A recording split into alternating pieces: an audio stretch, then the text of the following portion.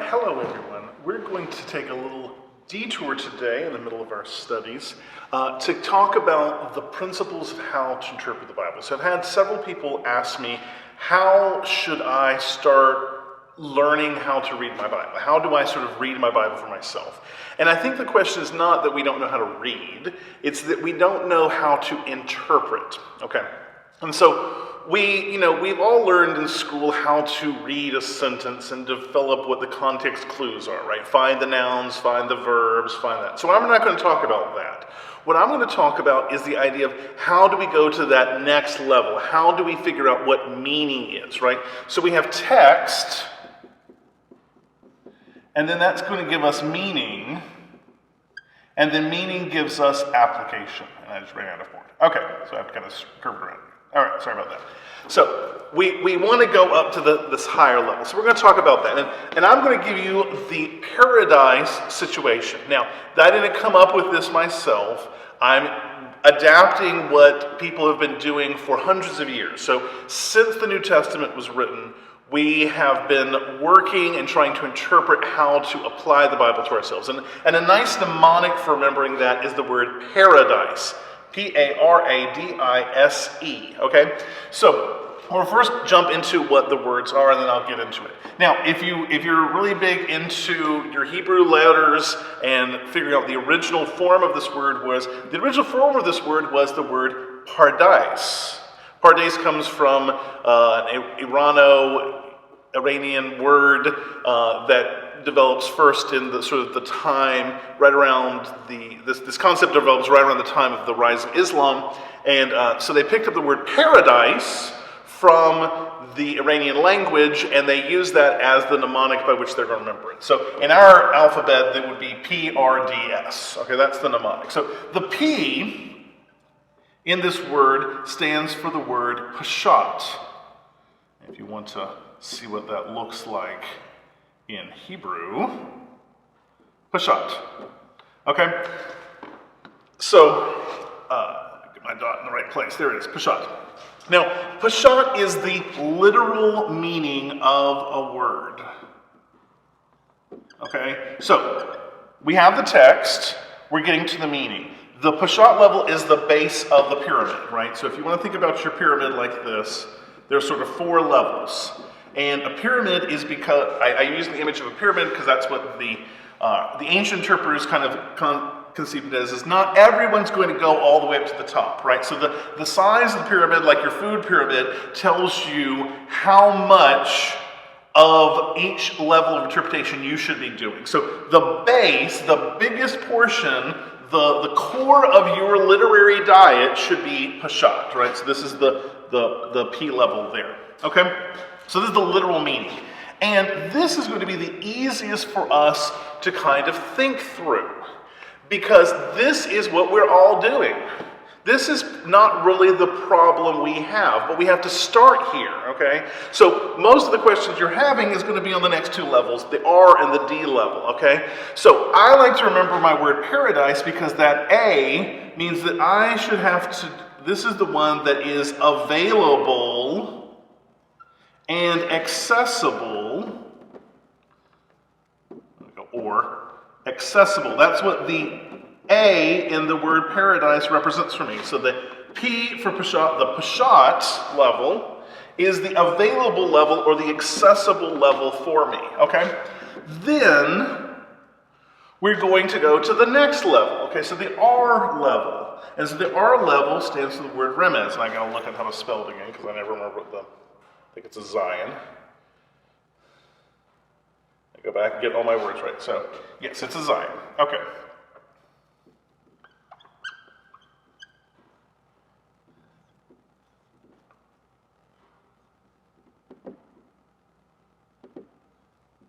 If we don't put our vowel points in here, we do. Okay. Yes, all right. So remez is the next level. And remez is what we might think of as the allegorical or, get back and forth between the two flags here, because that puts in the thing.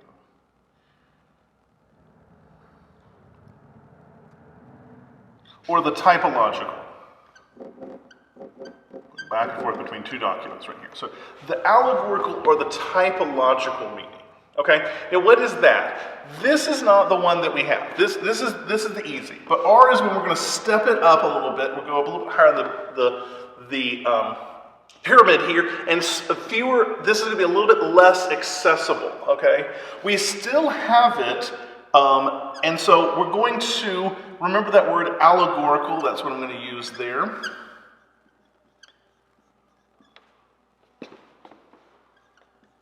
Or I'm going to give you another word, attainable, okay? This is going to take us a little bit more work. We have to climb the pyramid just a little bit. Okay, so let me talk about this, because Peshat is easy. Peshat is, I read the words, I understand what they mean, I get the idea of what the context clues are giving me, okay? Remez, the little bit higher level, is where I then have to begin to start interpreting it, okay? So this is the level that if you've been church for a while, or if you have study notes, this is what we're talking about. So the Remez level is what I like to think of as the study notes, or the charts level, right? This is where you're going to get the information and you're going to cross-reference. So you're going to start following things, right? So we might have the idea of Adam as a character in the book of Genesis, right? And then we come over into the book of Romans, and Paul uses the term Adam to represent humanity, right? The first Adam fell in sin, and the second Adam, or the last Adam, or the Adam to come, brings us new life. That's in Romans chapter 6 and 7. And so that interpretation where you connect the dot from one to another, that's the Remez level. Right? That's what you're looking for, okay? We are really big about this in the New Testament. The New Testament, particularly in the Gospels, is all written at that sort of, is basically writing out for you the Remez interpretation. Okay, and so what that is you start finding your cross-references. You start pulling out your study notes, you start pulling out your charts, and you start figuring out where all of the thread goes, right? So if we talk about the scarlet thread of redemption, or we talk about the covenants throughout the Bible, or we talk about the dispensational levels in Revelation, or we talk about the allegory of the bronze serpent, or the cross, or the Passover supper. Whenever you have one dot in one place and another dot in another place, and you put them together, that's the Remez level. Now, another way we can think about this, again, I'm going to use a term from the sort of Second Temple period. We could talk about what's called Gezerah Shava. Giving you a lot of fancy words here to impress your friends, okay? Gezerah Shava is basically the word connections that you make, right? I see a word here, Adam. I see a word there, Adam, and I put one and one together, and I get two, and I interpret the document, okay? Because that's Gezerah Shava. Now, Gezerah Shava, by the way, is a technique that we know from the Second Temple period. It occurs at the Dead Sea Scrolls at Qumran. It occurs in early rabbinic literature. It occurs within the New Testament. If you want to have a great example of Gezerah Shava in the New Testament, then you need to go look at the book of Galatians. So the book of Galatians, when he does what's called the metaphor or the allegory of the two cities, the two mountains, that's basically a Gezerah Shava. I don't have time to get into all of that. You'll have to wait until we do Galatians. Okay, so now let's go up to the next level. Okay, so the next level is the D level, and the D here stands for Drosh.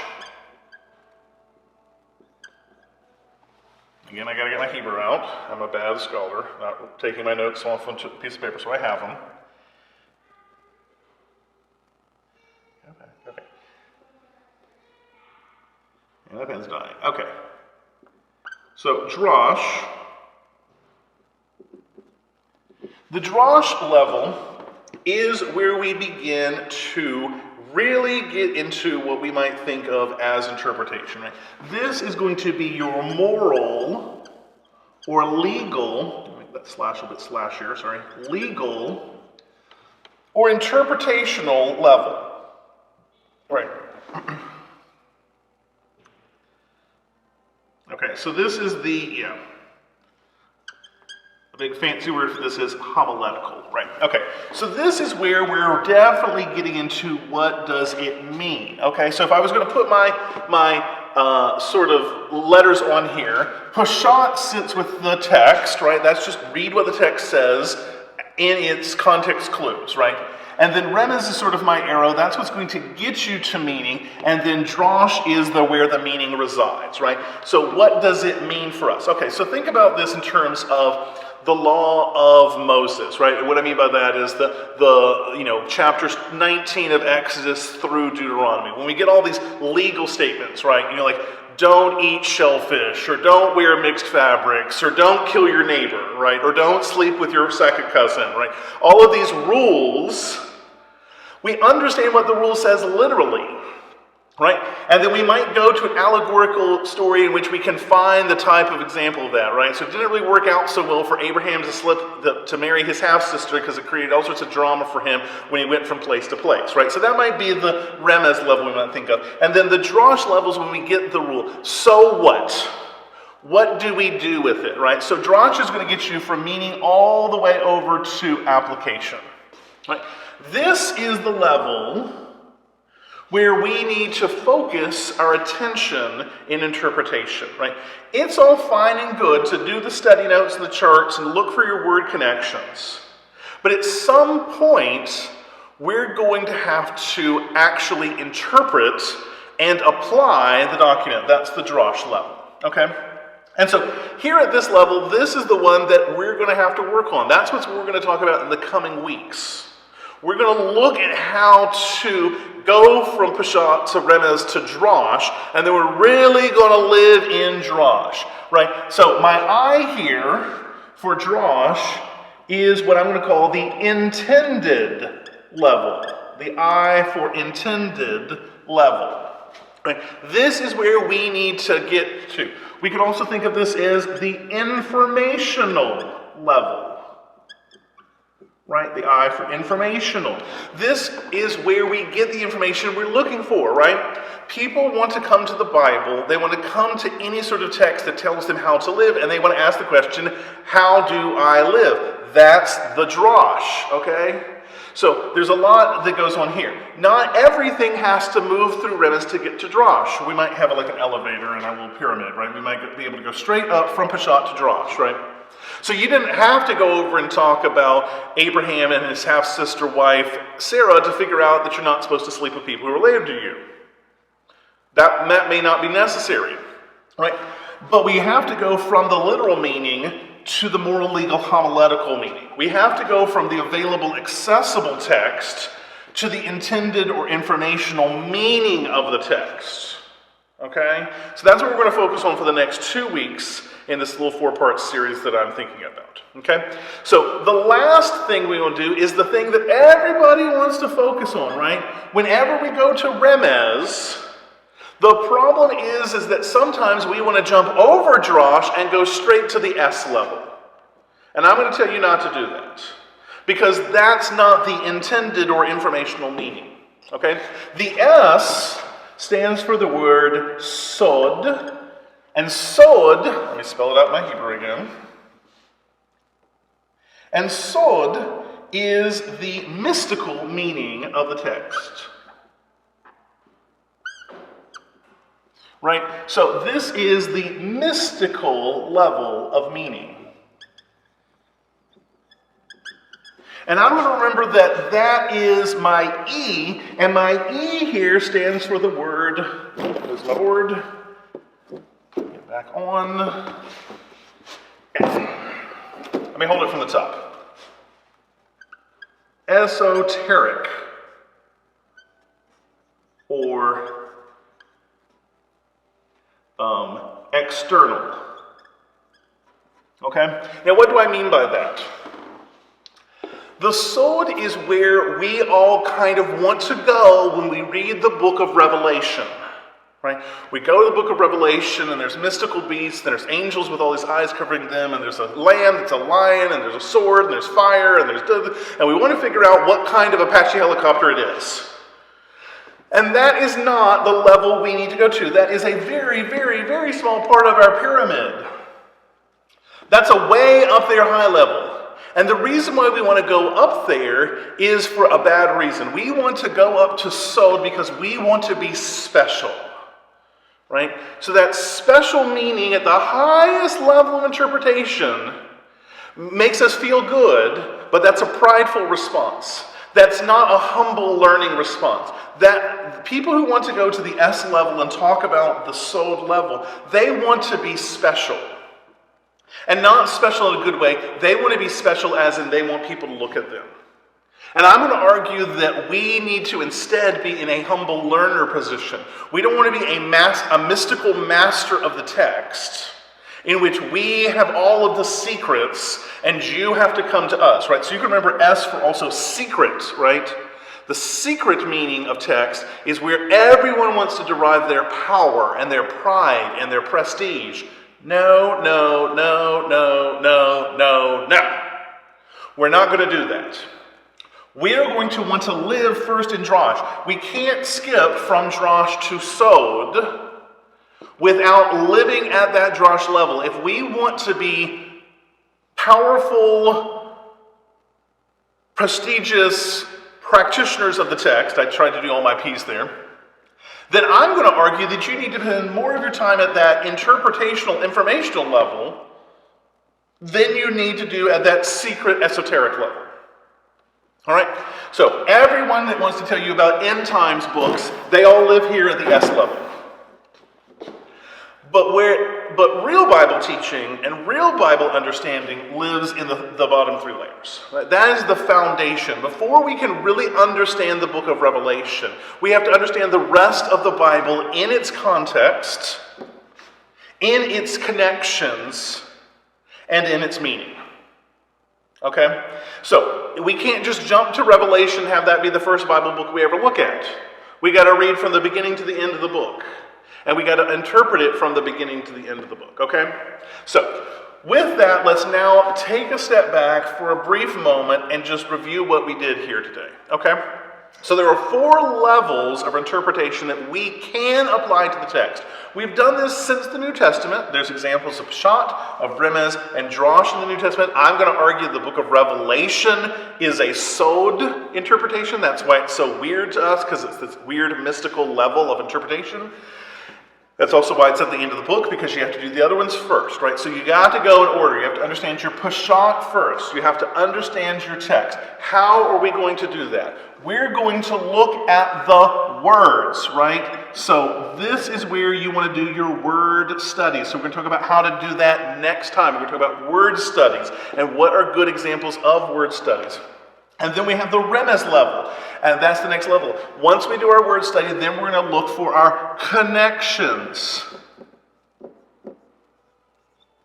Right, we're going to start cross-referencing. Now, these two are going to be linked together, and that's what I'm going to do next week. We're going to talk about when you do a word study, you quickly also start doing a connection study, because in order to find what the word means, you have to find where all the other instances of those words are, and you have to make connections. That's how we learn language, okay? So that's what we're going to do next time in section 2. And then our third meaning is going to be here at the Drosh, right? So we look at our words, then we find our connections, and then we find our meaning, or meanings, right? And I'm going to talk about that in the third section, that we're going to have, sometimes we're going to have things mean more than one thing. And I don't want that to confuse you. That's why we're going to do the words and the connection studies first, and then we're going to talk about how meaning is derived from a text. We're going to go from text to meaning, okay? And then in our fourth session, I'm going to give you some guidelines, guardrails, and a protective electrical fence so that we can do our mystical meaning, right? We can look down here at the mystical meaning. So, next time we're going to talk about words and connections. In 2 sessions, session 3, we're going to talk about meanings and application. And then our fourth section, we'll talk about the book of Revelation very briefly. We'll talk about how to build up to Sod and talk about that to answer those mystical questions we have. All right? So I'll see you in session 2.